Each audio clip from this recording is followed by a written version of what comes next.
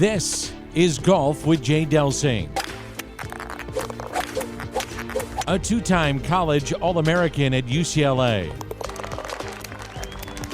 A participant in nearly 700 PGA Tour events. 7 professional wins to his credit. Over 30 years of professional golf experience. A member of the St. Louis Sports Hall of Fame. This is Golf with Jay Delsing. Hey, good morning. This is Golf with Jay Delsing. I'm your host, Jay. Who is with me today? Pearly May. What's going on? Thanks for joining me. You don't give my accolades anymore in the introduction. What happened? I know. I that was heavily suggested to me, and then after those accolades, I was kind of like, I don't really care about Pearly's accolades anymore. Oh God. Pearly, okay, all right, give us your accolades. No. That's my thanks for it. I'm not doing anything. That's a good point. You shouldn't beg anyway. All right, caddy, you caddied this week. Obviously, you fell short a little bit on the caddy though, but that I have a hard time blaming you for any of that. Anyway, let's get into this thing. We format the show like a round of golf. And this first segment is called the On the Range segment, and it's brought to you by the Gateway section of the PGA. Gosh, love having them as a sponsor. We also are giving away a dozen TP5 golf balls each week. Send me an email, jay@jdelsinggolf.com. You will be entered to win a brand new dozen tailor-made TP5 golf balls. Want to thank Bob and Kathy Donahue, 314-805-2132. Guys, Donahue Painting and Refinishing. Remember that name. They are doing great work. They can beautify the inside or the outside of your house. And besides that, they are great human beings. Call Bob or Kathy, 314-805-2132. All right, Pearl. Wow. So we're gonna talk a little bit about my qualifying or lack thereof qualifying. Yep. We're going to talk a little bit about LIV. We're going to talk about the fact that the boys are going to Wentworth, and now they've got the BMW, which is the flagship event on the DP World Tour, and they got live players over there, and there's all sorts of conversation going on about who, what, why, should they be able to play, should they not be able to play. Yeah, we got some cool stuff to go, so let's just jump right in. This is Sunday of Ascension Week. Man, we've been waiting for this week a long time. The golf course, the setup of the golf course, it was just spectacular. What was your takeaway? We had a really not a great weather day on Monday. We had a hell of a lot of rain on Saturday and Sunday. We only got sprinkled on a little bit here and there on the tournament round. Could have been much, much worse. But, man, Pearl, that golf course played long. I thought it played long, and I had to laugh. How many times did you guys get on the tee and you're taking practice swings and you had to move up a little bit because they had the signage so close to the tee, you couldn't hardly take a backswing. I laughed every time. You know why? Because that was my dream. Okay, so we got to set this up. We got to set this up better. So, folks, it's totally typical for the title sponsor to have this name-branded signage on every tee. And it's beautiful. And it's if you go to the very back cut of the tee and then go a foot further back, that's where the signage starts. Well, one of the things that they set the golf course up, they wanted it to play long, and it was a very fair test. And it was long test of golf. But there were a few of them where I looked at you, I'm like, bro, am I going to hit this thing? I mean, it was literally that close to the tee. Well, again, normally you're back behind the ball 2 or 3 steps taking a practice swing. You couldn't take more than one full step. And even then, it had to be in the peripheral of your vision when you're taking your actual swing. And you weren't the only one. I certainly noticed it because I had the shivers about it being my nightmare dream. And the other guys, it was the same thing. One of the guys, Mark, even mentioned, he's like, what's going on with this billboard back here? Exactly. So set us up what your dream nightmare scenario looks like here. Unfortunately, in my career, starting pre-high school golf tournaments, I have dreamt the worst dreams ever. The anxiety, the night before tournaments is horrific for me. I'm exhausted before the tournament starts. And so normally it's a dream. By the way, our good buddy out in Utah, Bob Call, has some similar dreams. And when I was out there with him a couple weeks ago, we looked it up. So we're not the only knuckleheads in the world that have these dreams. Hats off to our buddy Bob. What a great guy. And I guess you guys had a terrific trip out in Salt Lake. Yeah, and played Glen Wild and floated the Provo River for some trout. Just a dream of a weekend. So Bob and I actually looked it up while he was cooking his aged steaks over dinner one night. And so we both had to laugh because we're not the only knuckleheads. And then there's, of course, some psychiatrist who's interpreting the dreams and stuff like that, which I won't get into that because it even gets scarier. But anyway, the dream is John Perlis next on the tee. I tee my ball up, and there's a wall like 6 inches behind the ball, and I can't hit the shot. And I'm looking around like, does anybody else see this wall? Is this fair? So Can I get a ruling? I'm sitting there having to toe niblick the ball away from the wall so I can hit my next shot, and it's just terrible. I used to have the dream of putting it in the water. Literally in my life, I've had about like 2 good dreams, and I can't even remember what they are because they're so buried by the bad dreams. I just don't have them. And it has to do, what a surprise, with control. Does that surprise you? No, sir. That doesn't surprise me at all. I saw that signage, and that's what I thought about. But yeah, back to the qualifier. Can I interrupt you real quickly, though? Of course. You always interrupt me. Go for it. Exactly. It's my show. Hey, yeah. I don't have any dreams like that. What does that say about me? Either. That doesn't surprise me either. You should have dreams like that. That's what my point is. You should have horrific night sweat dreams, for crying out loud. Oh my! Of all of the ridiculous things that I put myself through, Jason Whitey all over the place, I don't have any dreams. Maybe it's the no brains, no headache sort of thing.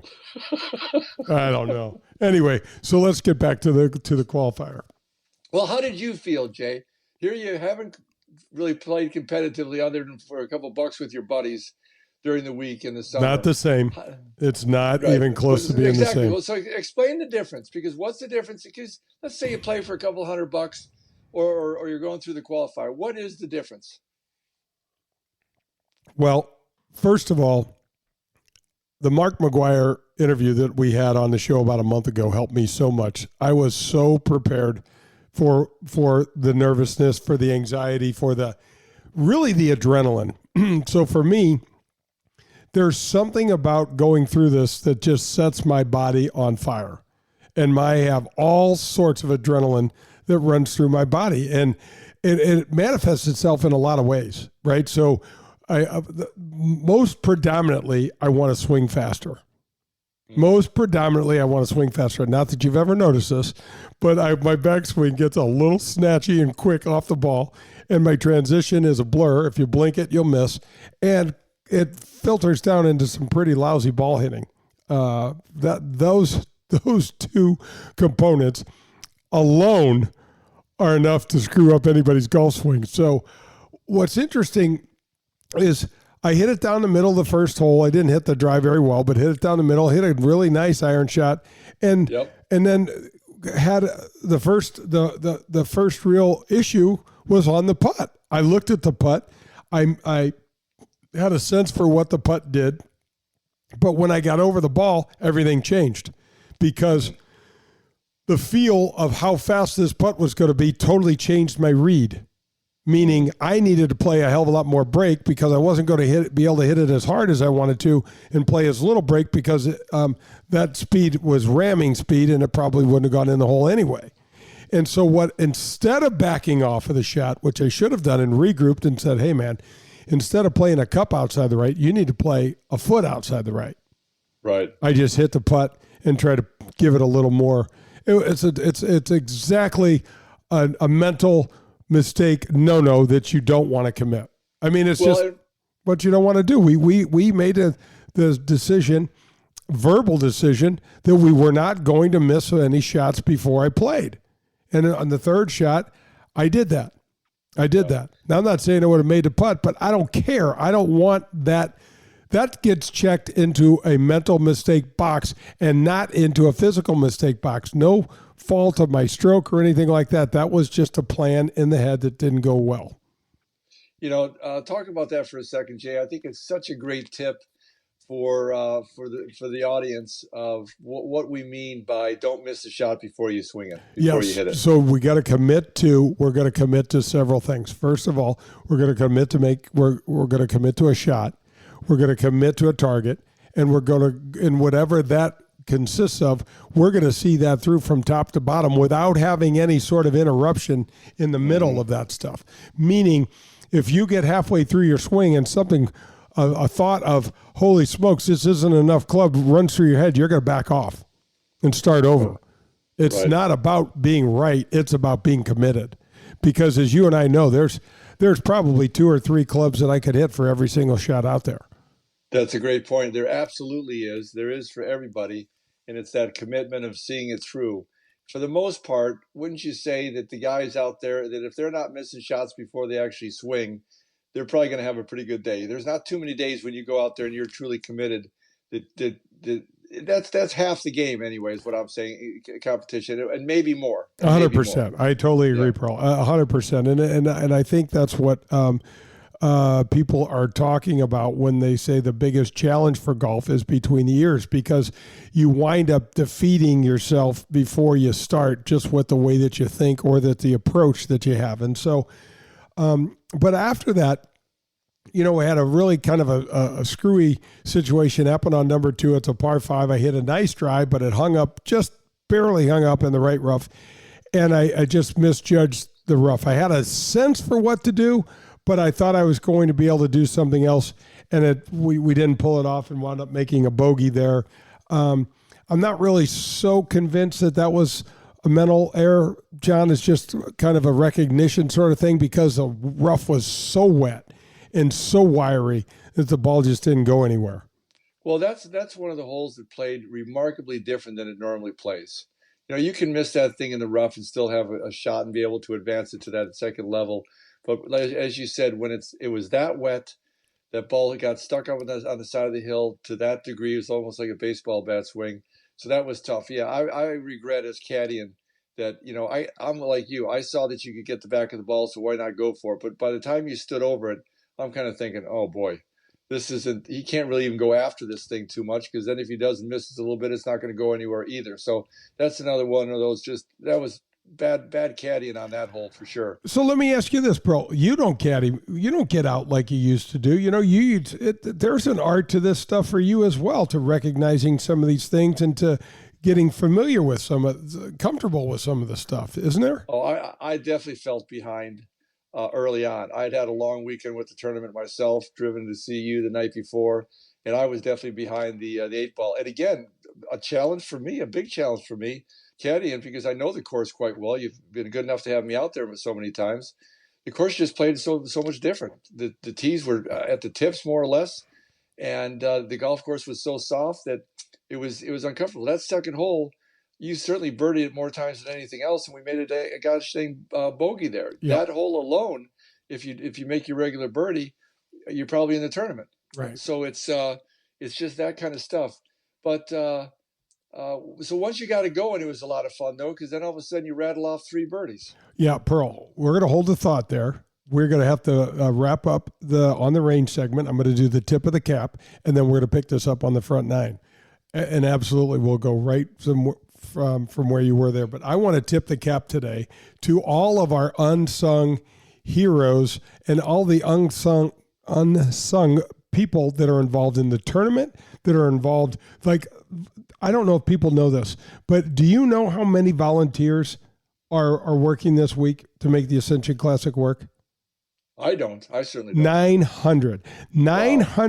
St. Louisans, and from around this area took off work, grabbed their vacation time for no pay to make this thing work, because A, they love the game, B, they love the charities, whatever it is, to be a part of it. And that, Pearl, that is happening every single week on the PGA Tour, on the Champions Tour, on the Corn Ferry Tour. It's amazing. And so my hat is, and this, the tip of the cap is brought to you by the Dean Team Volkswagen of Kirkwood, 314-966-0303. My buddy Colin Burnt is a rock star over there. He's got my vehicle. He's given me a vehicle. Pearlie's bought a vehicle from him. My daughter Joe's got a vehicle from him. Folks, he's the man. If you need anything, reach out to Colin. And I am thanking all of those people, the volunteers, the people in the hospitality, the people that run the transportation, all the servers that are the food servers over there, the people that are working at the club, our staff at Norwood, Jason Marcinek, Smitty, Brandon Smith, Bobby Pavlonis, Matt, Tyler, all those guys that are working the range. They're doing all sorts of double duty, triple duty this week, and we couldn't do it without them. That's going to wrap up the On the Range segment. Don't go anywhere. Pearlie and I will be back for more of Golf with Jay Delsing on the Front Nine. I want to officially welcome Darty Business Solutions as the new title sponsor of this show. So who are they? Well, first of all, they've been headquartered in St. Louis for the last 37 years. They're the number one largest IT consulting firm per the St. Louis Business Journal. They're also the number one largest software development company per the St. Louis Business Journal. They were voted number one top workplace in St. Louis for large companies. There's over 2,500 teammates in 30 states and in 3 countries. There are 11 Darty regional development hubs in and around the world. If you live and or work in the St. Louis area, chances are that through their business or their extensive community work, Darty Business Solutions has done something positive near you. Check us out at Darty.com. That's DAUGHERTY.com. It is not too soon to be thinking about the holidays and the opportunity to bring your family together. Make the most of the holiday season and discover the beauty, culture, and cuisine of Hawaii while space is still available. Luxury suites, villas, and vacation rentals that can accommodate multi-generational family gatherings are filling up fast. AAA Travel and Pleasant Holidays will help you immerse yourself in the Aloha spirit with an all-inclusive dream vacation, including sightseeing tours through the islands. Call a AAA advisor today to book your Hawaiian holiday experience or visit AAA.com/travel. You're listening to Golf with Jay Delsing. For golf tips, news on the latest equipment, and everything golf, log on to golfwithjaydelsing.com. The Front Nine is coming up. How would you like access to 90 holes of golf? Well, that's what happens when you join at Whitmore Country Club. You get access to the Missouri Bluffs, the Links of Dardenne, and the Golf Club of Wentzville. And guess what? No cart fees included in that deal. There's no food and beverage minimums. There's no assessments. They have a 24-hour fitness center, 2 large pool complexes, 3 tennis courts. Year-round social calendar includes holiday parties, picnics, date nights, live music. They even have a kids club for your children and much, much more. There's junior golf, junior tennis, and swim teams available. This is a family-friendly atmosphere, and they have a wonderful staff. If you get out there, you got to poke your head in the golf shop and say hello to my friend Bummer. He is a terrific guy, and he will help you with your game and show you around. And don't forget, there are golf leagues, skins games, members tournaments, and couples events available all year round. Visit WhitmoreGolf.com. That's WhitmoreGolf.com. Folks, are you in the market for some additional protection for your ride? You need to call my friends at Vehicle Assurance. Their number is 866-341-9255. Sherry Fain is the owner and president, and she and her team are committed to helping you with your unexpected auto repair bills. They are committed to finding the right protection for you, your budget, and your family. They only work with the top vehicle service providers in the country. Get the protection and the peace of mind you deserve. That's Vehicle Assurance, 866-341-9255 for a free quote. 866-341-9255. Good morning, this is Golf with Jay Delsing. I'm your host, Jay. I'm sitting down this morning, with Bob Gauss. Bobby, we have known each other for, over 40 years.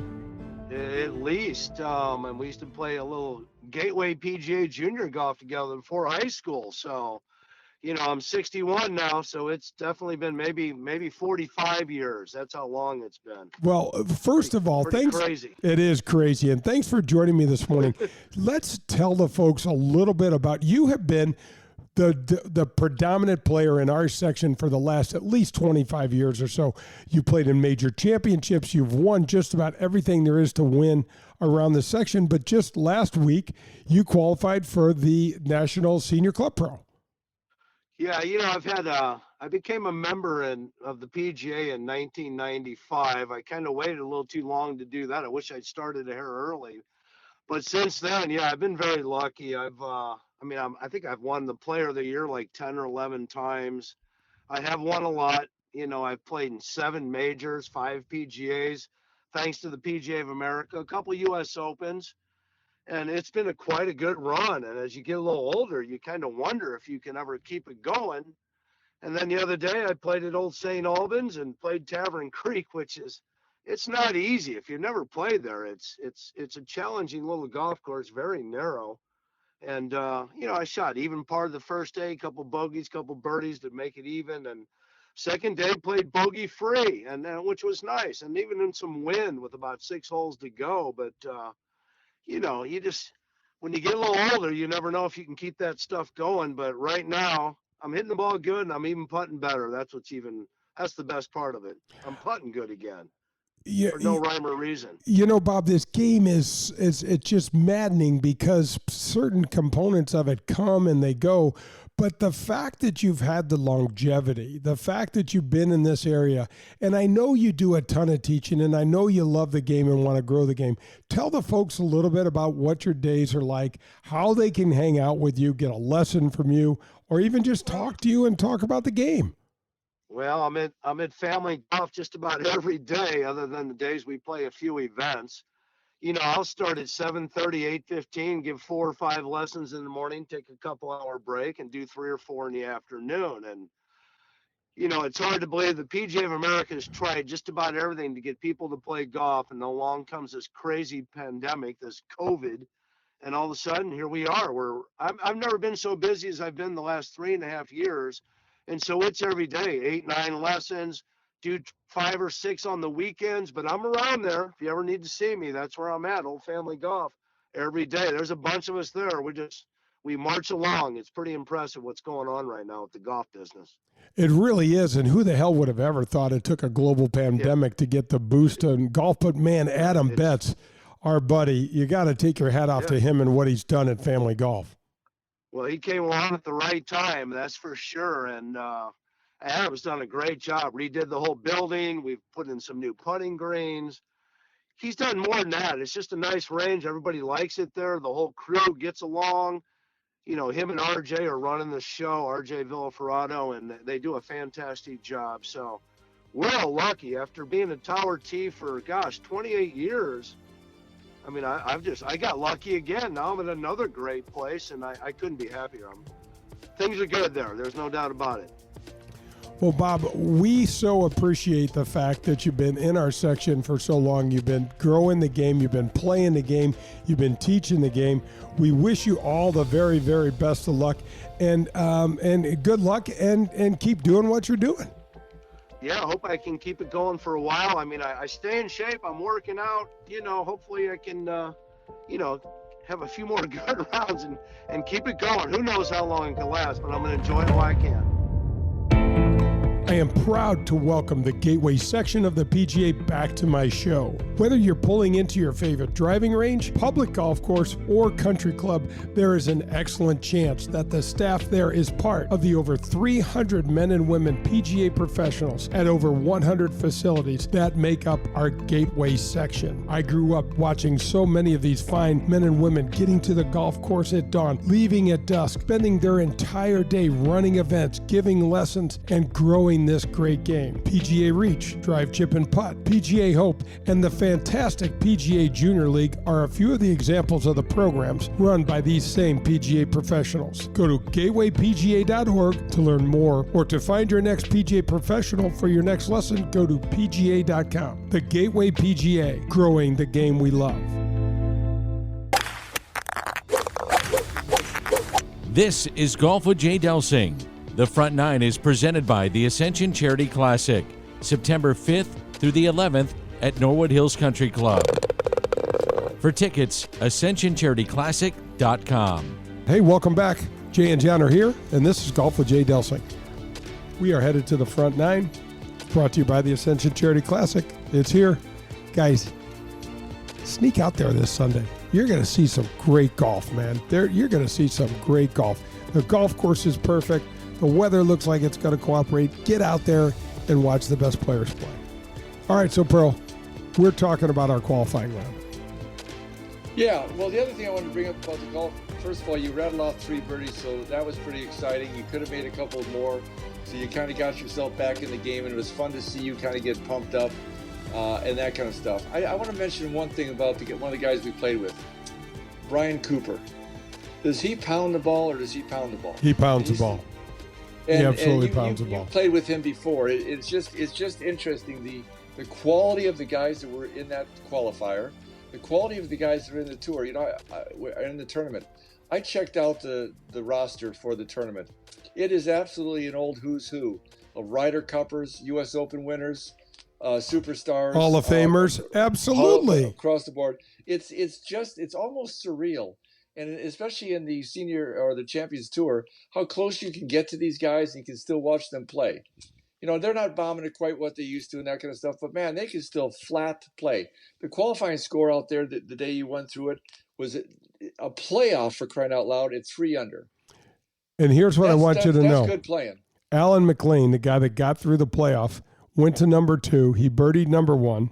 He went to number 2 and hit driver 4-iron on the green. Oh my gosh. Oh my gosh.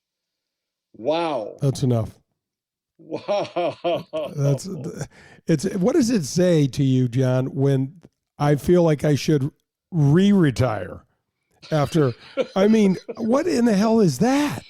It's just amazing what's happened to the game. It's just the amount of talent is exciting. It's exciting to watch that. There's still that intangible, that ability to play and get the ball around and really have all aspects of the game. And I'll tell you what, if you don't, you absolutely cannot compete. You absolutely cannot compete out there. We talked about Brian Cooper, and man, did he have a chance to really shoot a good round. And, you just saw it all kind of fall apart on him coming off of shoulder surgery. This is the first qualifying event he's tried to play in I don't know how many years, in 1 year, I think. Oh, I didn't know that. That. I heard him say that he came off of something. I didn't realize it was that recent. That certainly explains it, because he was obviously rusty with his scoring.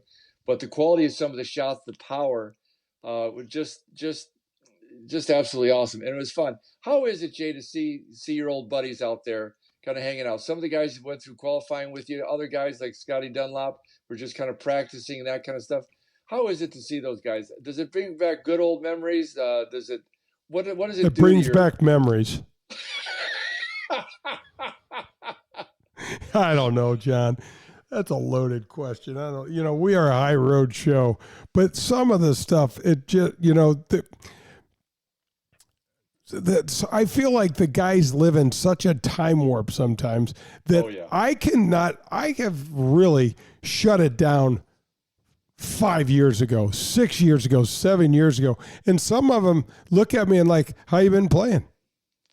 Like, I don't play anymore, man. They're like, no, I mean, I know you still play. How you play? And it's like there's just this void of what's really happening. I mean, you get to see Willie Wood, who's a great guy and been a longtime friend of ours since back. All these guys, John, we've been hanging around the same group of guys since college. Pre-college. I mean, so you're getting to have lunch with Scotty Dunlop. Scotty's a good buddy, a good player. It was fun. Talking to Esteban Toledo, who's really a character and a really good guy. But, I said, Esteban, he lost in a playoff. I felt bad for the guy. He played well and shot 68 and lost in a playoff. And I said to him, gosh, I'm sorry it didn't go your way. Didn't you think the golf course played long? And he goes, no, not really.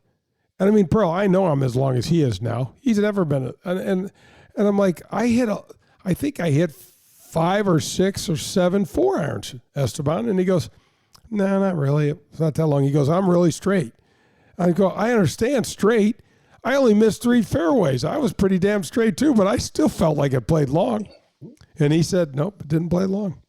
I just think that's that thing where you used to think 10-foot putts were 3-footers. I think it's a certain way we kind of talk ourselves into things so that we can deal with it. The 10-foot putts look like 30-footers now. Yeah, it's kind of swapped on us a little bit. Yeah, it's gone the wrong way. I don't know. I don't know those guys, and I haven't been around them as much as you have, but I have for as many years, and it's fun to see them. And there's a certain amount of respect that I give to them for kind of sticking with their passion for all these years. It can't be easy to be 60 years old, shooting 3 under, missing the cut, and then hopping back on the plane or going to the next location. It wasn't easy when we were 16 missing cuts, and it sure as heck isn't easy when we're 60 or 62 missing cuts. So we played in a Pro-Am yesterday on the East Course. My team won by 2. We shot 48.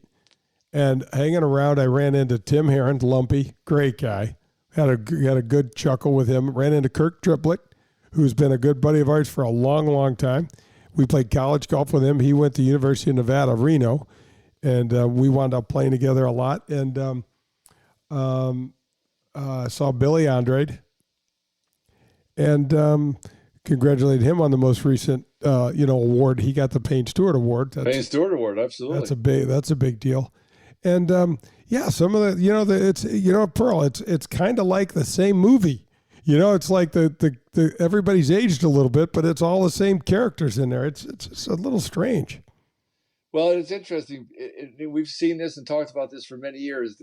Distance or not, equipment or not, the same guys that got it done for the most part back when we were juniors, back when we were in high school, back when we were in mini tours, back when we were on tour, are the same guys getting it done now. There's just a certain belief or intangible or combination of skills that they do have that somehow they still, on average, still get it done more so than the other guys that they've always been beaten most of their lives. There's the exception, but not too many. It's interesting, Pearl, because I push back on that a little bit, because where are guys like Paul Azinger, Brad Faxon, Ian Baker Finch? Now these were top tier players when we were playing.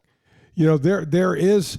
It's really interesting to see how you age and see what happens to your game as you age. What does that look like? Because, Pearl, if you were going to tell me that Brad Faxon would completely have lost his game and not be able to play on the Champions Tour, even though he's able to because he's made so much money with the way that he chips and putts, I'd have said you're crazy.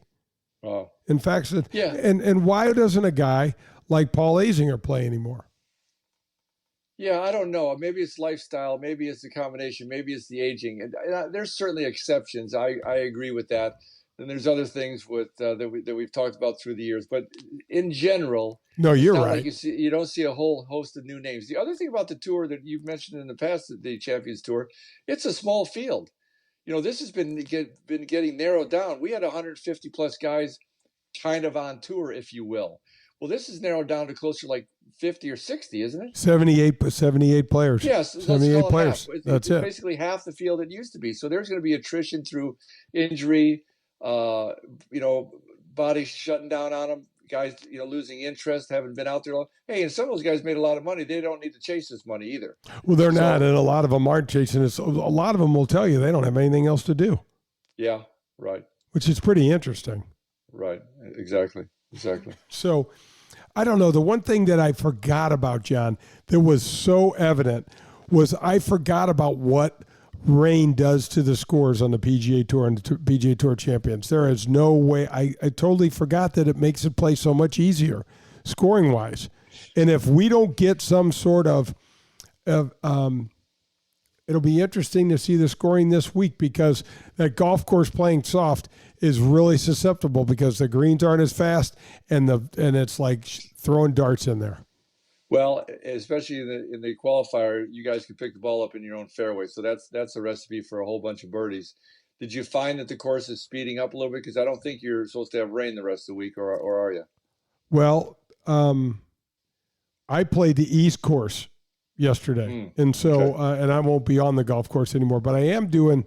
But so I don't. I'm not really sure.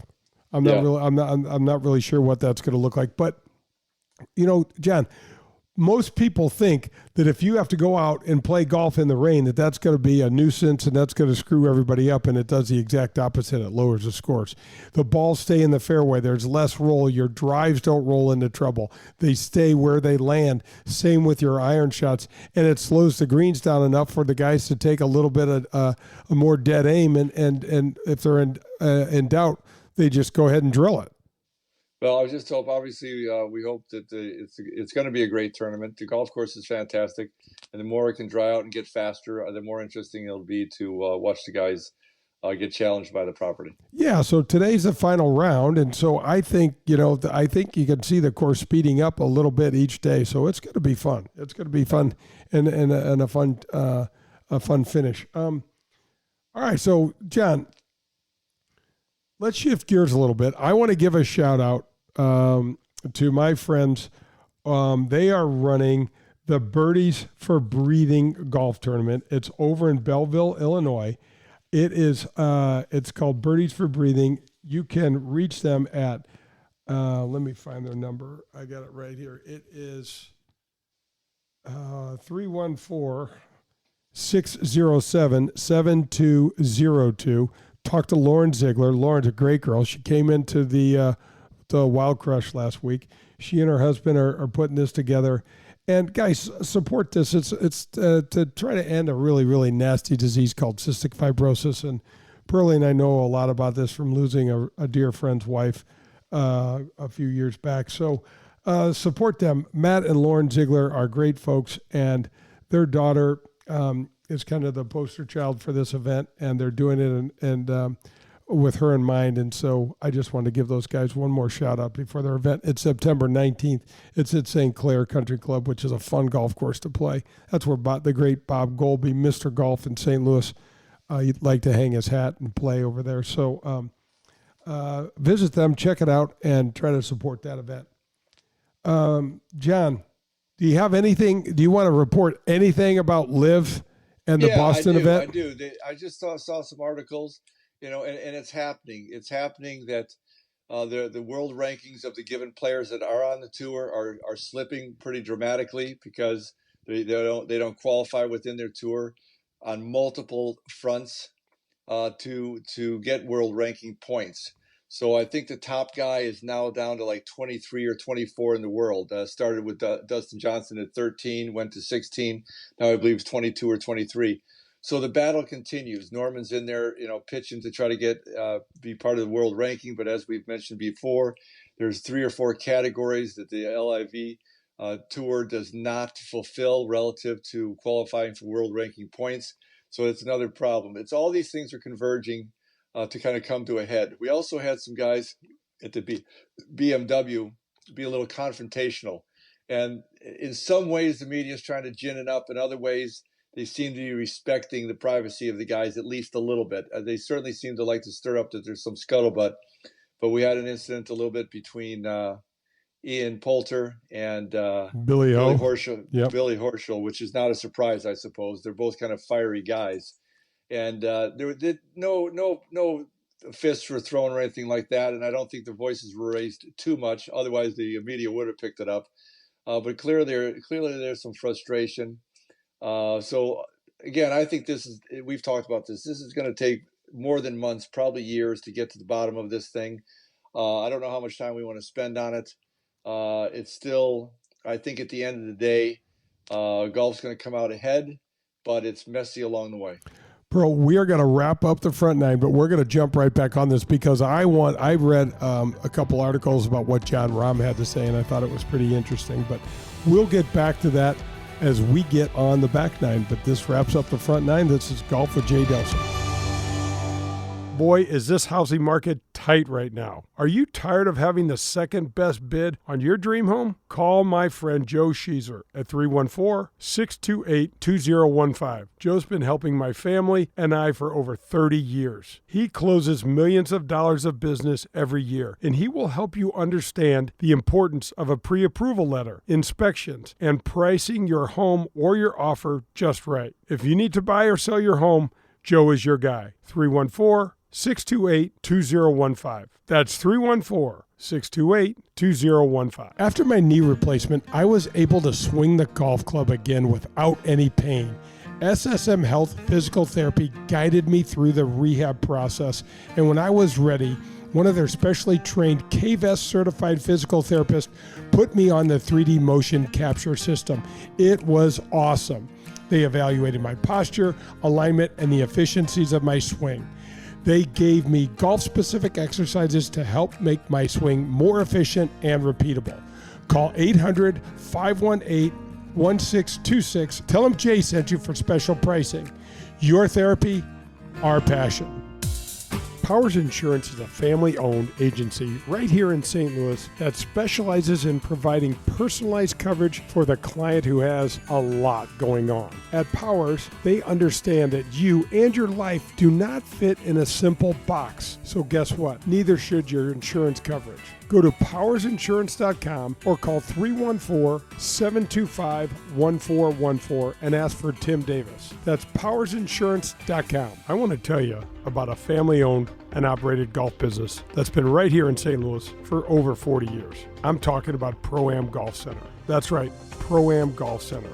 I know you know the name, but I'm not sure you know what they really have to offer. They have everything a seasoned golfer like myself could need, all the way down to what a beginner would want. Pro-Am Golf Center has the lowest price in the area for custom club fitting. I just went and visited CJ. He is terrific. If you call them now, mention my name, Jay Delsing, you will receive a discount on that already low club fitting price. Their number is 314-647-8054. Ask for CJ, or you can visit them at proamgolfusa.com. That's proamgolfusa.com. This is Golf with Jay Delsing. To learn more about the game of golf, latest equipment, and golfing tips, log on to jdelsinggolf.com. The Back Nine is presented by Pro-Am Golf. Welcome back. This is Golf with Jay Delsing. Pearlie's with me. We are headed to the Back Nine. It's brought to you by Pro-Am Golf. John, you went and visited CJ this week. What'd you think? Yep. Fantastic. Phenomenal. I am definitely buying a game. I have to tell you, I got a buddy that I play some golf with that's semi-new to the sport, and even he was giving me garbage about the clubs I have in my bag. I said, I'm a little bit behind. He started laughing. He's one of the guys that's going to buy a game every chance he gets, but with my buddy Jerry. But that was the final straw for me. So I went to see CJ. I'm going to go with the TaylorMades. I'm excited. I'm excited about all of it. And if half of what comes true, they say with these new shticks, I'll be back in the game, baby, and I can't wait. Fantastic. All right, so CJ's number, 314-647-8051. Pearl, I got to stop this for a second. So that's CJ's number, 314-647-8054. Great guy. Go get CJ. Go see CJ. Go get fitted. All right, John, we were talking about LIV, and we were talking about some of the scuttlebutt and some of the skirmishes, the verbal sparring and things that were happening there. And I read, and I got to tell you, the more I look in and watch John Rahm and the way he handles himself, I'm really impressed.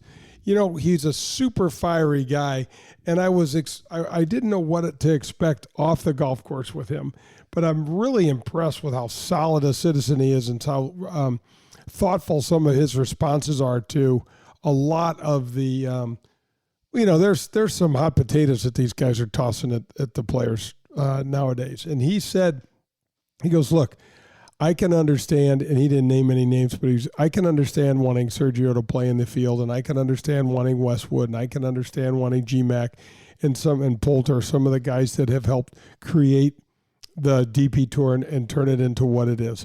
But he don't understand why a kid like Taylor Gooch gets to play.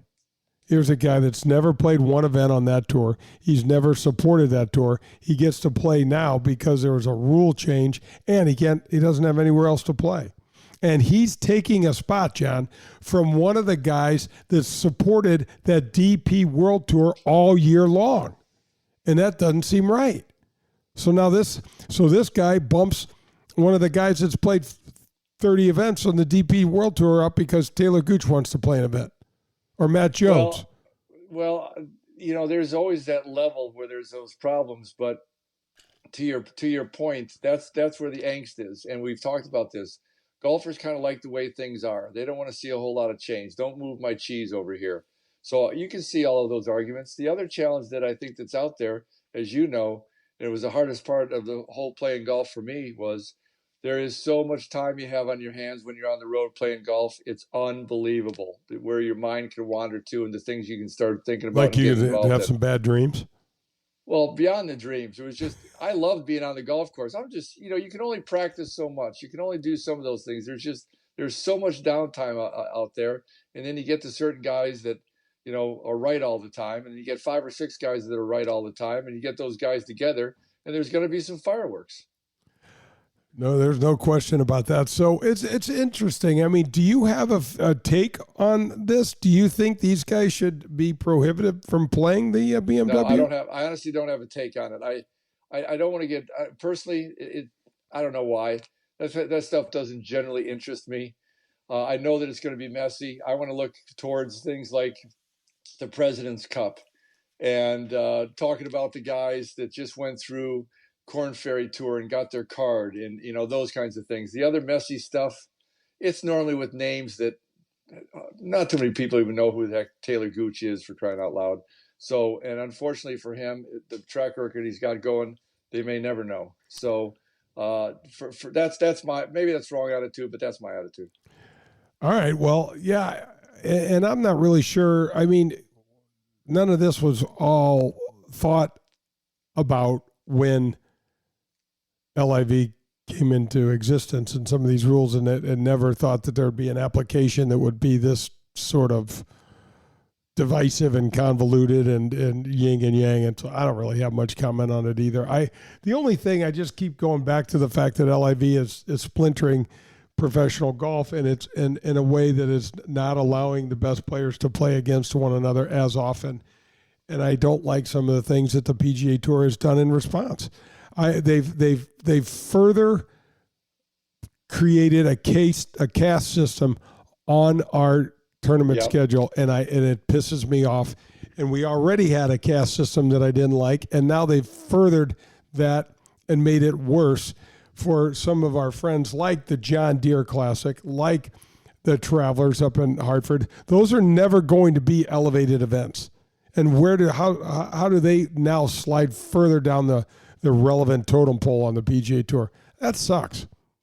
Well, when the argument was, well, the LIV shouldn't have done it for players for the money, that's all the tour is doing now, like you're saying with the caste system. It's these top 20, top 30 players that they're getting, pushed in a different direction. The tournaments themselves are getting, highlighted differently. So in essence, they're doing what they were trying to rail against, and supposedly they're doing it to keep the guys that say money isn't the most important thing, to keep them happy with money. So there's an awful lot of talking out of both sides of your mouth here, which is more than aggravating. Yeah, here's the thing that I'm a huge Jay Monahan fan as a human being. I love the guy, but I got to tell you, I don't think I think he kicked the dog on this thing. Well, the thing though, Jay, to your point right there is there must be more to this LIV than I think that there is, because he's making some, what I would consider some pretty drastic, semi-desperate moves. So they must feel a major threat to this thing. Oh my gosh, 100% they feel it. Whether it's real or perceived, I don't know, John, but it doesn't matter, because the reaction has made us look incredibly weak. Well, but that's the point. But as a leader, if you're wrong, if it's not a big deal and you're making these moves, that's poor leadership. If you're reacting to anything, we don't need a hammer to kill the fly. We need a fly swatter. But apparently, and maybe their look is, we want to squash this thing, as my father would say, nip it in the bud. So they might be that might be the mindset too, is just say, we're not going to take any chance that this thing gets any momentum, and we're going to try to squash it. That might be the philosophy as well. It's hard to second guess, right, Jay? Because we don't know probably 20% of what we need to know to be have a real rational discussion here. Absolutely. But John, one of the things that I would have liked, first of all, the tour was complacent. There's no question in my mind. You know, there's no way that they shouldn't have seen this coming. Greg's been trying to do this for years. He's already tried to do it once with Rupert Murdoch. He's been trying to do this for years. There's no way that we don't have enough resources to be on the front edge, cutting edge, leading edge of technology and creativity when it comes to the world of golf. There's no reason. Second of all, we did not need to be such knee-jerky reacting to this crap that LIV threw out there. Give them more relevance because of our reaction. Why the hell couldn't we tap the brakes? You know, Cameron Smith, our number 2 ranked player in the world, is going to go. He went at the improvements that the tour threw in there, and I put improvements in air quotes. That didn't stop him from coming or going. And so why couldn't we have gathered ourselves and come up with what didn't seem like such an reaction to this stuff? Why couldn't that have happened? I don't know. Again, I don't know that we know enough to even make those arguments. That's part of the frustration. I don't know that any of the public knows much of the stew that's happening and behind the scenes. Right. But anyway, only time's going to tell. The court systems are going to play a huge part in this thing, which also sucks. Yes. But yes. you know, the hearing for these guys is not until the end of 2023. So sit tight, because this thing's a long way from being over. Well, what's the next biggest stuff that we were going to want to probably talk about and not get caught up in the minutia too much is how the majors are going to handle these players. I suppose that's the next big thing. We know how the President's Cup's handling it because none of them are playing in the President's Cup. And that sucks too for that event. And Pearl, I got to tell you, if this thing stays the way it is, one of my favorite of all-time television events and one to see in person, the Ryder Cup, will forever be changed. Yeah, for sure. That's a big deal. That is a spectacular event across the board. And you're right, Jay. It's say that that's again. Say that again. I forget what I just said. What did I just say? You're right, Jay. Say that again. No, I don't think so. That's it. Anyway, Pearl, the thing, man, it's going to have such a profound effect on.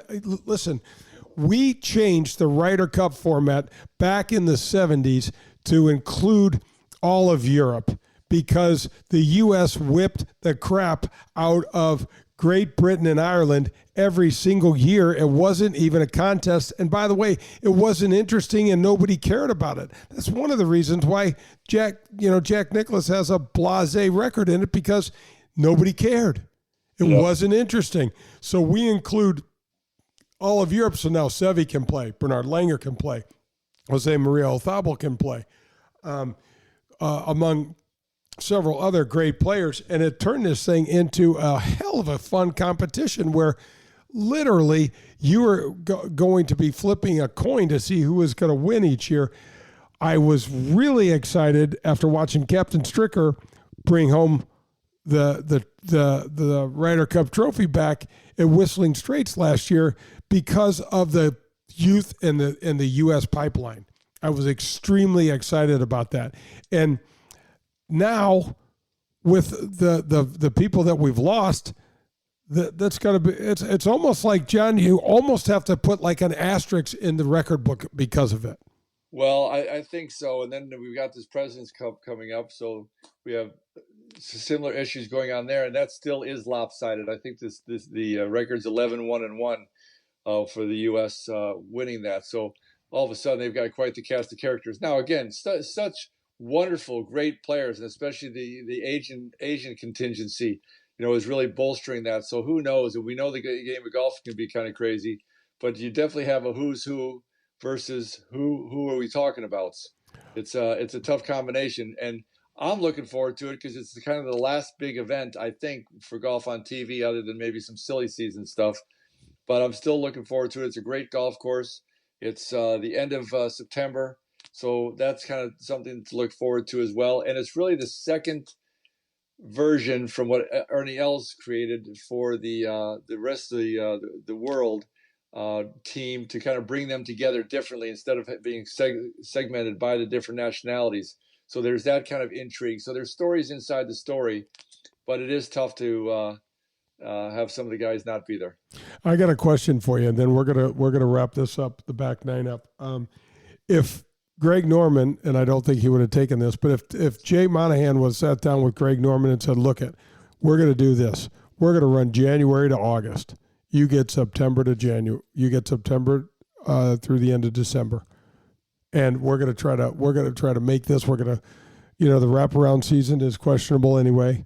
We're gonna wrap up our thing at the Tour Championship, and we're going to do your tour then." Where could we have gone with that sort of thinking? Absolutely nowhere. Nowhere. Jay's not going to give them the foothold, and Greg wants it all. So I would say that has That's zero. a good point. My 2 cents, that has zero starting potential. I think when the egos are involved, that's why we're where we are. There's not going to be communication. There's not going to be logic. Everybody's fighting for territory. The tour has built this, has established the territory over many years. And it's a place that I think I do agree. They're not going to give an inch, and they probably shouldn't, and especially not to a guy like Greg Norman, who if you give him an inch, he'll take a mile. If you give him an inch, he'll take the rest of the season. Well, that's going to wrap up the back nine. Folks, don't go anywhere. John and I will be right back with the 19th hole. Golf with Jay Delsing. You already know that Marcone is a great corporate citizen, as well as the largest distributor of GE appliance parts in North America. Well, folks, they're at it again. This year at the Ascension Charity Classic, September 6th through 12th at Norwood Hills Country Club, on the 14th hole, Marcone is sponsoring the Military and First Responder Viewing Deck. This is a designated area for our military men and women, first responders, police, and firefighters to watch the best Champions Tour players compete at Norwood Hills.